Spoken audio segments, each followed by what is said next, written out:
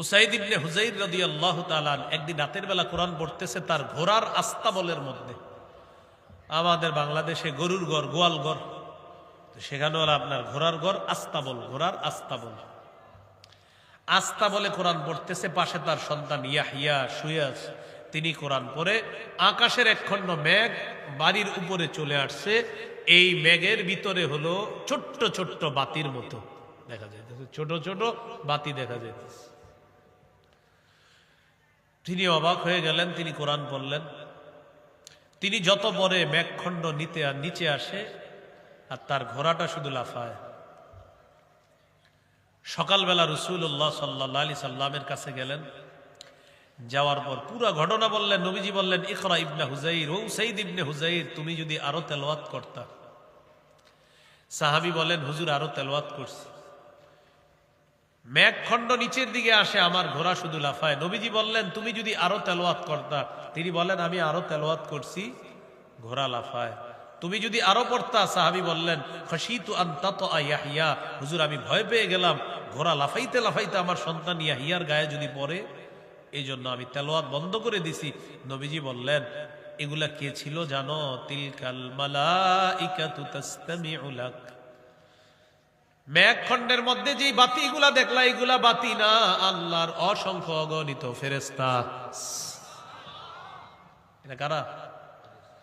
ফেরেশতারা দুনিয়াতে আসছে তোমার কোরআন তেলাওয়াত মনোযোগ সহকারে শ্রবণ করার জন্য।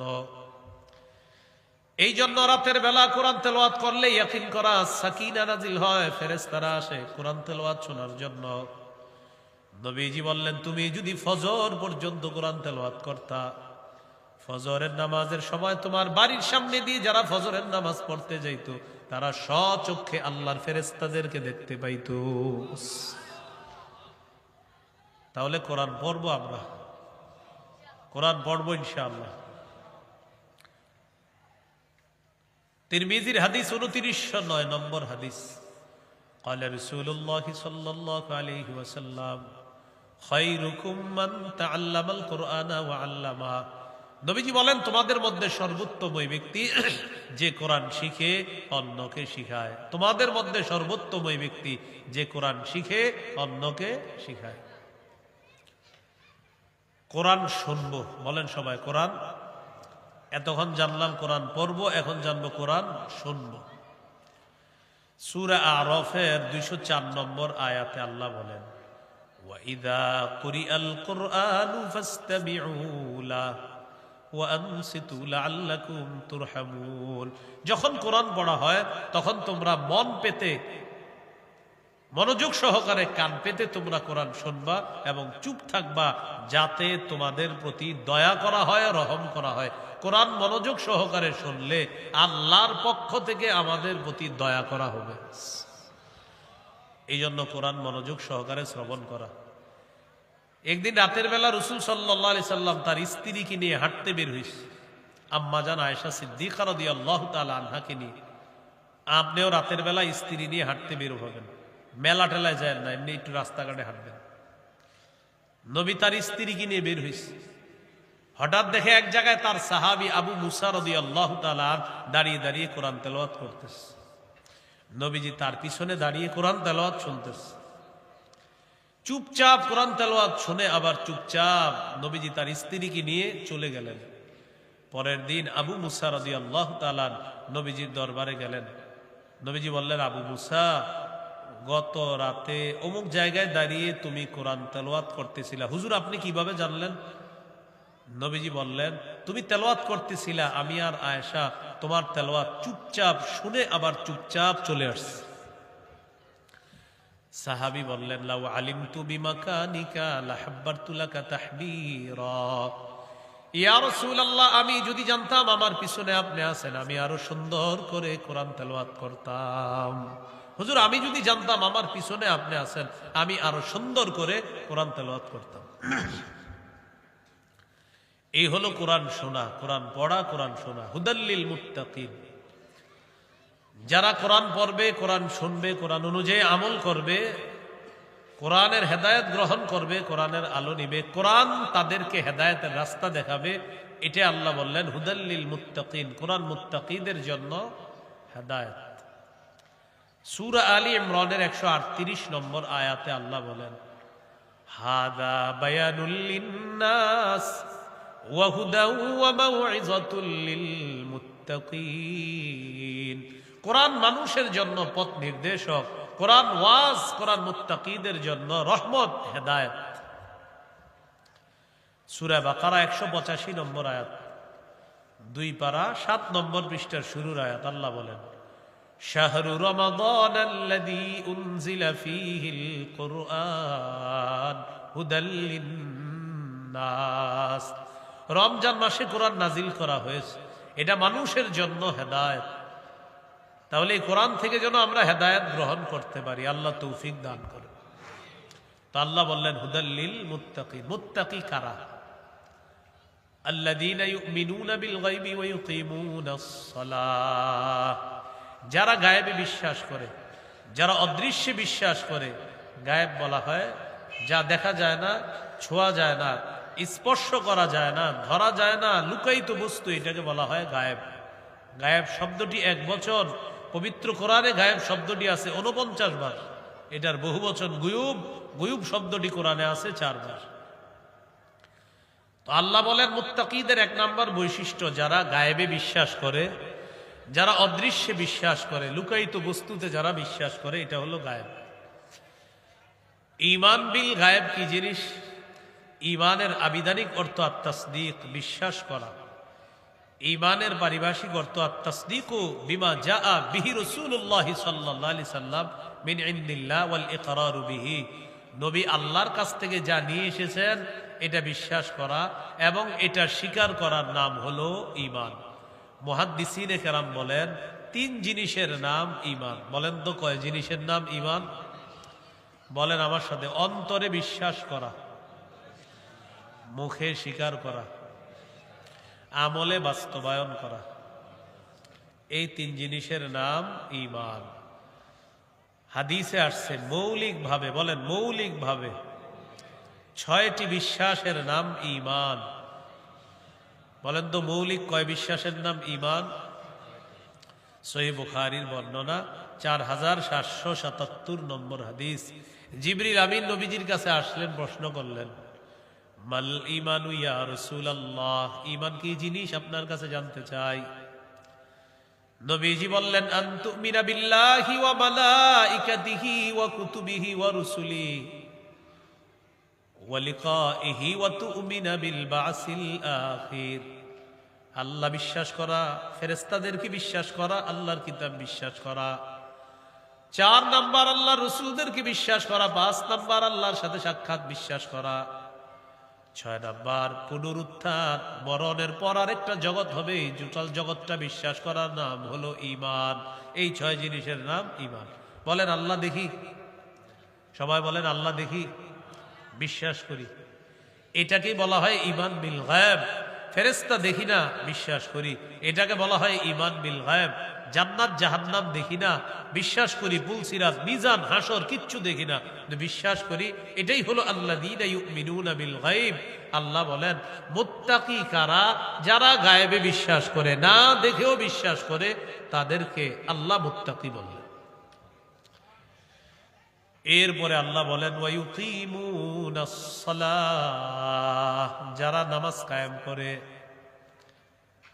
নামাজ কি জিনিস? ক্বালা রাসূলুল্লাহ সাল্লাল্লাহু আলাইহি ওয়াসাল্লাম, লা ঈমানা লিমান লা আমানাতা লা ওয়ালা সালাতা লিমান লা তুহুরা লা ওয়ালা দীনা লিমান লা সালাতা লা।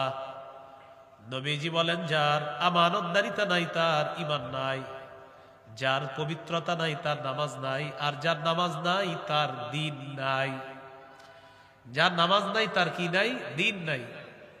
এরপর নবী বলেন, ইন্নামা মাউদিউস সালাতি মিনাদ দ্বীন কামাউদিউর রাসি মিনাল জাসাদ।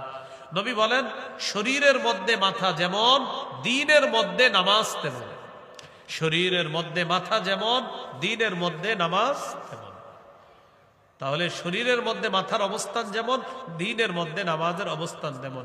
মাথা ছাড়া শরীর যেমন নাই, নামাজ ছাড়া তেমন দ্বীন নেই। এই জন্য নামাজ পড়তে হবে। ইবনে মাজার হাদিস 278 নম্বর হাদিস, রাসূলুল্লাহ সাল্লাল্লাহু আলাইহি সাল্লাম বলেন, ইস্তাকিমু, তোমরা অটল থাকো, অবিচল থাকো দিনের উপর। ফানি'ম্মা আন তাস্তাকিমু, দিনের উপর অটল থাকা তোমাদের জন্য কতই না কল্যাণ। এরপরে রাসূলুল্লাহ সাল্লাল্লাহু আলাইহি সাল্লাম বলেন, ওয়া'লামু আন্না মিন আফযলি আ'মালিকুম আস-সালাহ।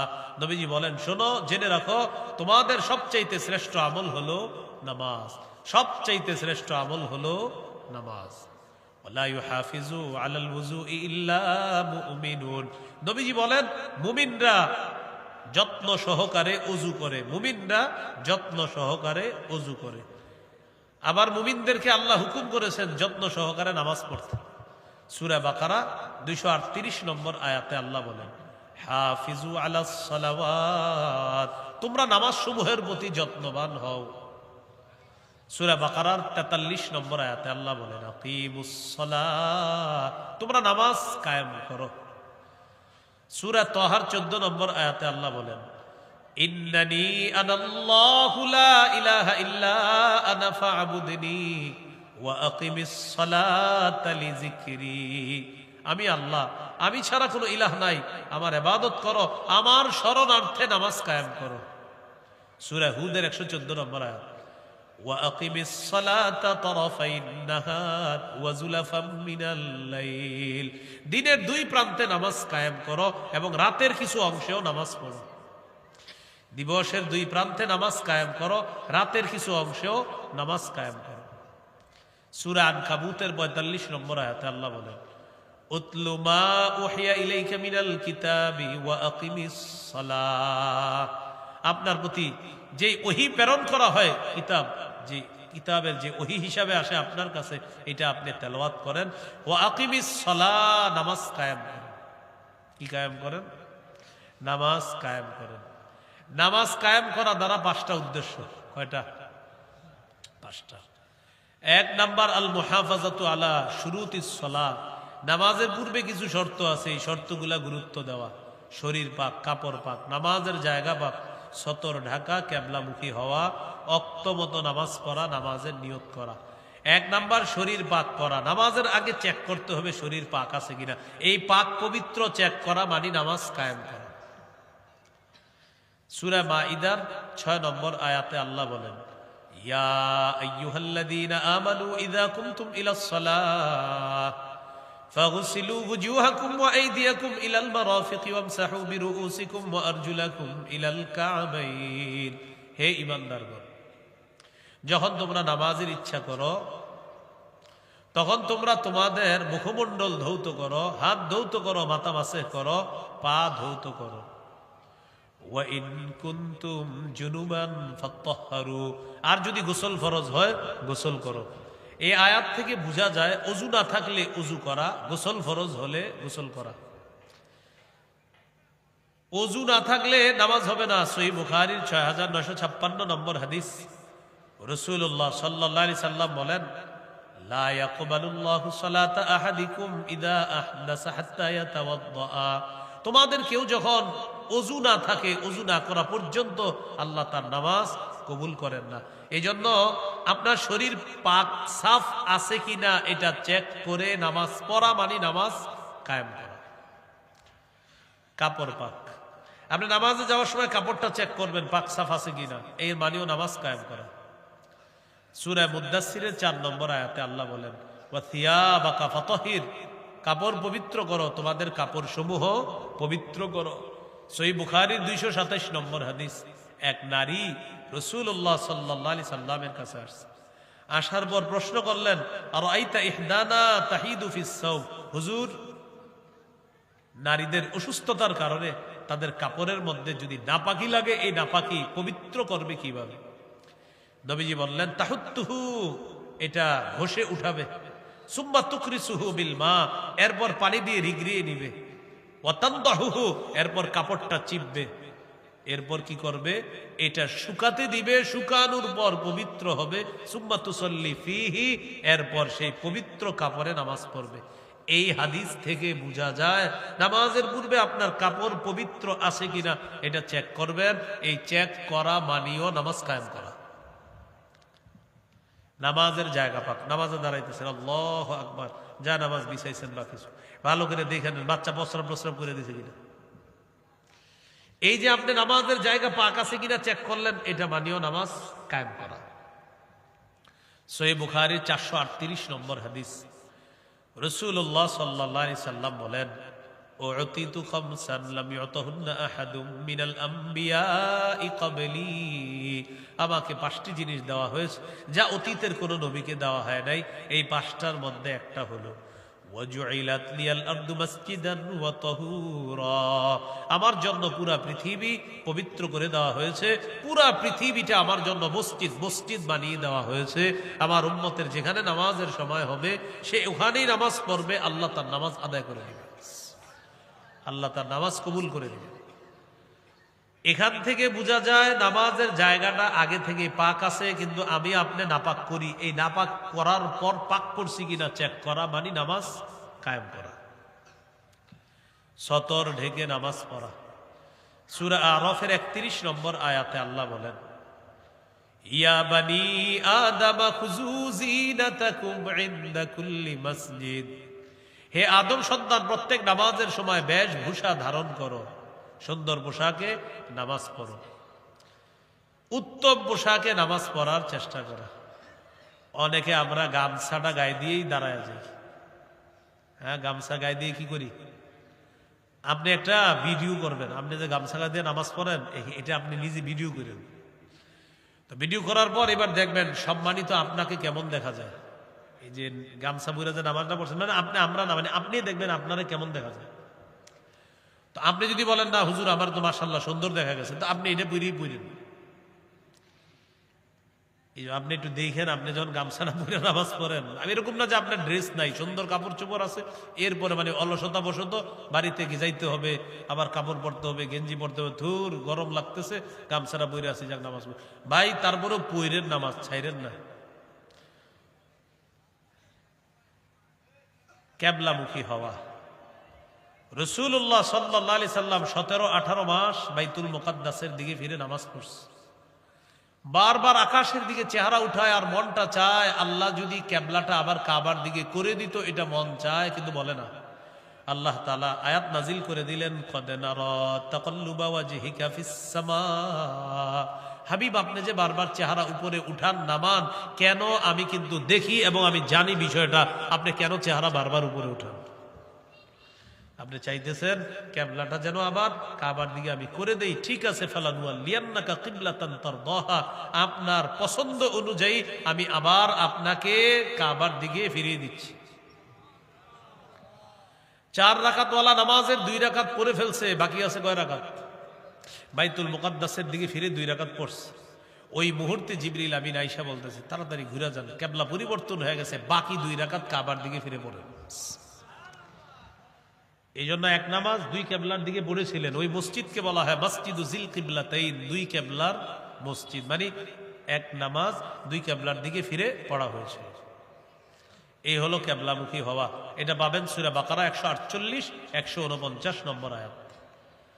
ওয়াক্তমত নামাজ পড়া, সূরা নিসা 103 নম্বর আয়াত আল্লাহ বলেন, ইন্নাস সালাতা কানাত আলাল মুমিনিনা কিতাবাম মাওকুতা, মুমিনদের উপর সময় মতো নামাজ পড়া ফরজ। সহিহ বুখারীর 527 নম্বর হাদিস, আব্দুল্লাহ ইবনে মাসউদ রাদিয়াল্লাহু তাআলা রাসূলুল্লাহ সাল্লাল্লাহু আলাইহি সাল্লামকে জিজ্ঞাসা করলেন, আইয়ুল আমালি আহাব্বু ইলাল্লাহ, হুজুর আল্লাহর কাছে সবচেয়ে পছন্দনীয় আমল কোনটি?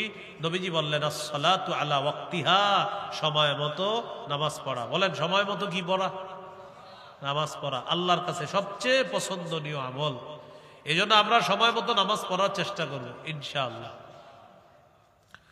বাংলাদেশ এয়ারপোর্টে আপনি নামাজ পড়ছেন সময় মতো, মাগরিবের নামাজ। কোন নামাজ?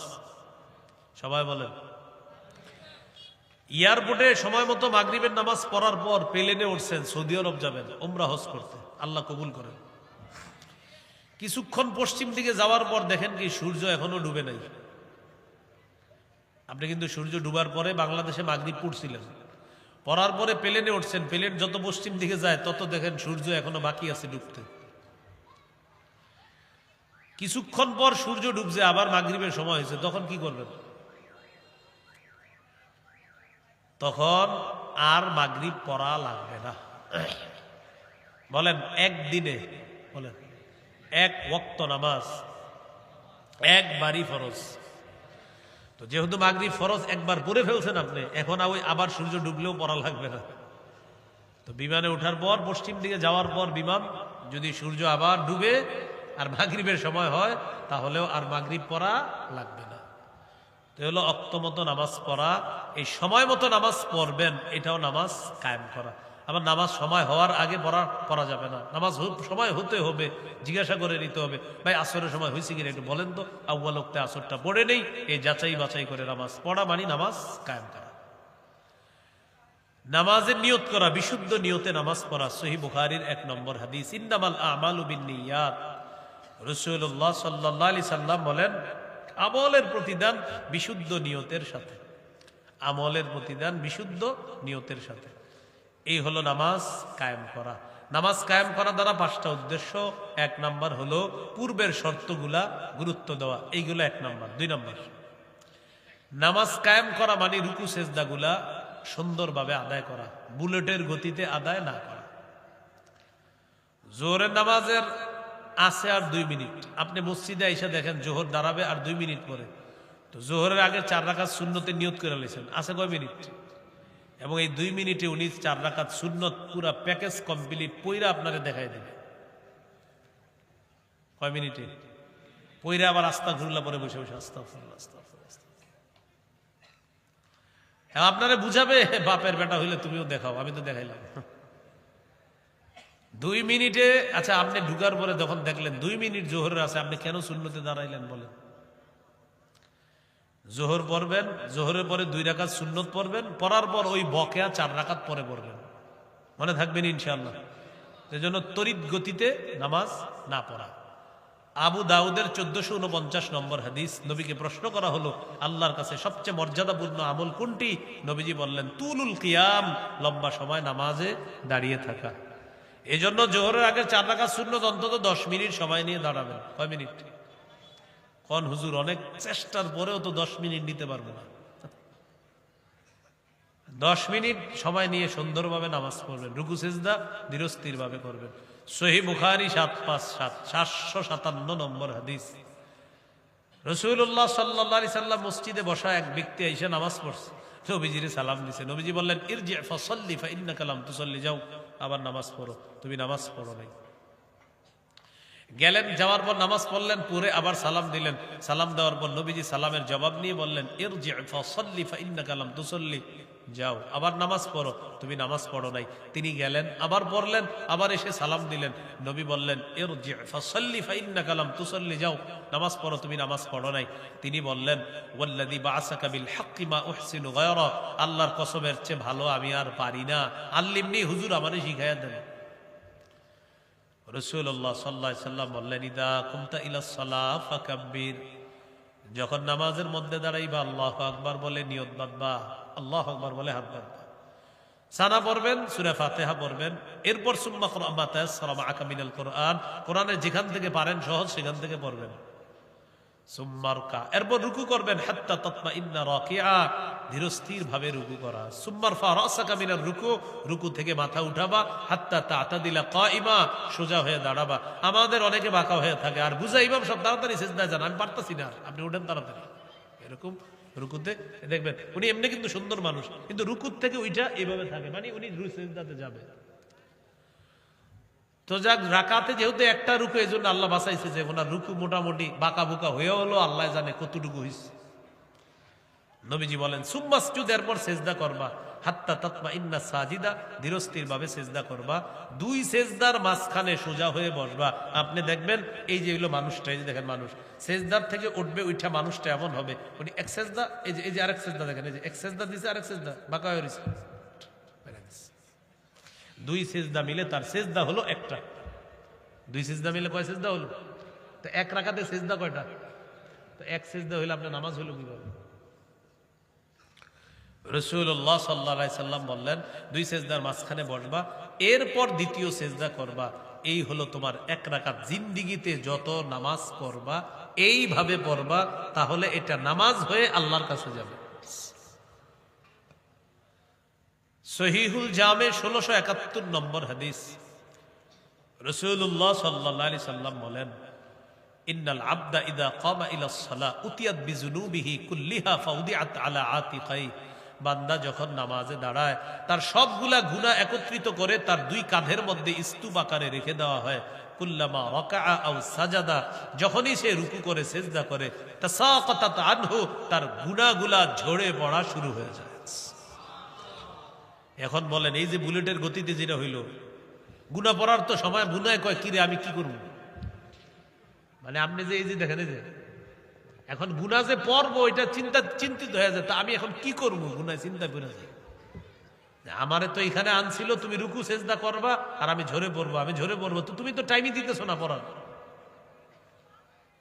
বলেন আমার সাথে বলেন, রুকু সেজদা করব ততক্ষণ, বলেন গুনাহ ঝড়াতে চাই যতক্ষণ।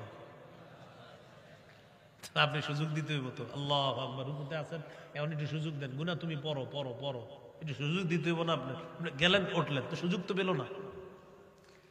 রাসূলুল্লাহ সাল্লাল্লাহু আলাইহি সাল্লাম বলেন, রুকু যখন সেজদা করে, রুকু করে বান্দা, তার গুনাহের স্তূপ থেকে গুনাহগুলা ঝরে পড়া শুরু হয়ে যায়। তাহলে আজকে থেকে রুকু সেজদা ইনশাআল্লাহ আমরা সুন্দরভাবে করব, বলেন ইনশাআল্লাহ। এইগুলো নামাজ কায়েম দ্বারা দ্বিতীয় উদ্দেশ্য। নামাজ কায়েম দ্বারা